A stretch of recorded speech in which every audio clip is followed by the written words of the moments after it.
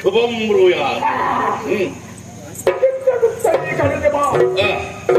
ಧ್ವನಿ ಕೇಳಿಸಿದ್ದು ಕಳಿಸಿದ್ದು ಯಾಕೆ ನನ್ನಲ್ಲಿ ಹೇಳಿದ್ರೆ ಈಗಲೇ ಮಾಡಿ ಮುಗಿಸ್ತೇನೆ. ಚಿತ್ರಗುಪ್ತ ಹೊತ್ತಿಗೆ ಸರಿಯಾಗಿ ಬರುವ ಬನ್ನಿ. ಇವತ್ತ್ಯಾಕೋ ತಡ ಮಾಡಿ, ಹಾಗಾಗಿ ದೀರ್ಘಧ್ವನಿಯಿಂದ ಕರೆಯಬೇಕಾಯ್ತು. ಏನು ಸಮಾಚಾರ? ಏನದು?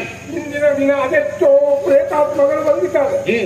ಎಲ್ಲವನ್ನು ಒಂದೇ ಸಲ ಕಾಣ್ತಲ್ಲ, ಆಗುವುದಿಲ್ಲ. ಹಾಗೆ ನಿಲ್ಲಿಸಿದ್ದೇವೆ. ಸರಿ, ಒಂದೊಂದನ್ನೇ ವಿಚಾರಣೆ ಮಾಡುವ.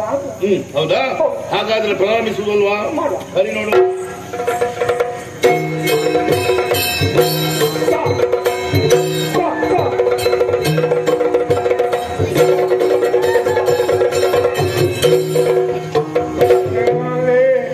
ಏನೋ ಇದು?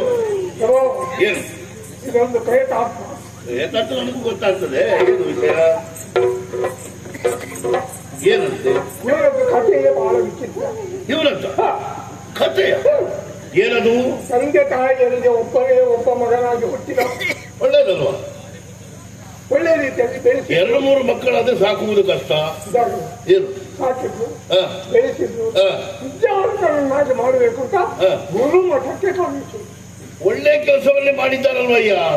ಮತ್ತೆ ದೊಡ್ಡ ಕಥೆ ಅಂತ ಹೇಳಿದ್ವಿ. ಕಲಿತಾ ಇದ್ದ, ಕಲೀಲಿ, ಬೆಳೀತಾ ಇದ್ದ, ಬೆಳಿಬೇಕು. ಬೆಳೀತಾ ಇದ್ದ ಹಾಗೆ ಇವನಿಗೆ ದುರ್ಬುದ್ಧಿ ಆರಂಭ ಬೆಳೀತಾ ಇದ್ದಾಗ ಎಂತ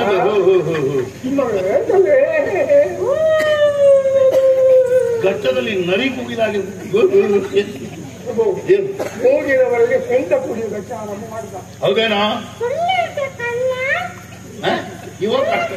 ಇವ ಕಳ್ಳ ನೀನು. ನೀನೇನು ನಿನ್ನಲ್ಲೇ ಇರ್ತ ನೀನು ಕುಡಿಯಿದ್ಯಾ?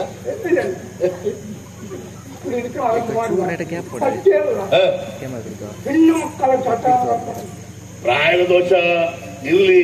ಇವನನ್ನು ಮರ್ಯಾದೆ ತೆಗಿತಾನೆ ಅಂತ ಹೇಳಿ ಇವನಿಗೆ ಒಂದು ಮದುವೆ ಮಾಡಿಸಿದ್ರು. ಒಳ್ಳೆ ಕೆಲಸ ಮಾಡಿ ಮದುವೆ ಮಾಡಿಸಿದ್ರ.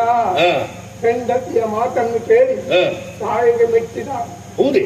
ತಂದೆಗೆ ಹೊಳೆದ. ಕೊನೆಗೊಂದು ದಿನ ಅವರು ಊಟ ಮಾಡುತ್ತ ಅನ್ನಕ್ಕೆ ವಿಷವನ್ನು ಹಾಕಿ ತಂದೆ ತಾಯಿಯರನ್ನು ಇಬ್ಬರನ್ನು ಕೊಂದು ಬಿಟ್ಟ. ಭೂಮಿಯಲ್ಲಿ ಮಾನವನಾಗಿ ಜನಿಸಬೇಕು ಅಂತಾದ್ರೆ ಎಷ್ಟೋ ಜನ್ಮದಲ್ಲಿ ಪುಣ್ಯ ಮಾಡಿರ್ಬೇಕಂತ.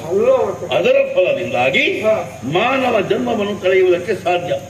ಇವ ಮಾನವ ಜನ್ಮವನ್ನು ಕಳೆದು, ಆದ್ರೆ ದುರ್ಬುದ್ಧಿಯಿಂದಾಗಿ ತಂದೆ ತಾಯಿಗಳಿಗೆ ಹೊಳೆಯುವುದಕ್ಕೆ ಪ್ರಾರಂಭ ಮಾಡಿದ. ತಂದೆ ತಾಯಂದ್ರಂದ್ರೆ ಯಾರು? ದೇವರಿಗೆ ಸಮಾನ. ದೇವರು ಕಾಣ ಸಿಗುವುದಿಲ್ಲ. ಪ್ರತ್ಯಕ್ಷ ದೇವರು ಯಾರು ಅಂತ ಕೇಳಿದ್ರೆ ತಂದೆ ತಾಯಿದ್ದು. ಅಂತವರನ್ನೇ ಇವ ಹಿಂಸಿಸಿದ್ದಾನಂತಾದ್ರೆ ಇವನಿಗೆ ಸರಿಯಾದಂತ ಶಿಕ್ಷೆ ಆಗಲೇಬೇಕು. ಕುಂಬಿ ಭಾಗವಿದೆ, ಅದರಲ್ಲಿ ಇವನನ್ನು ಮುಳುಗಿಸಿ ಆಮೇಲೆ ನಮ್ಮವರ ಕೈಯಲ್ಲಿ ಕುಡಿಬಿಡು.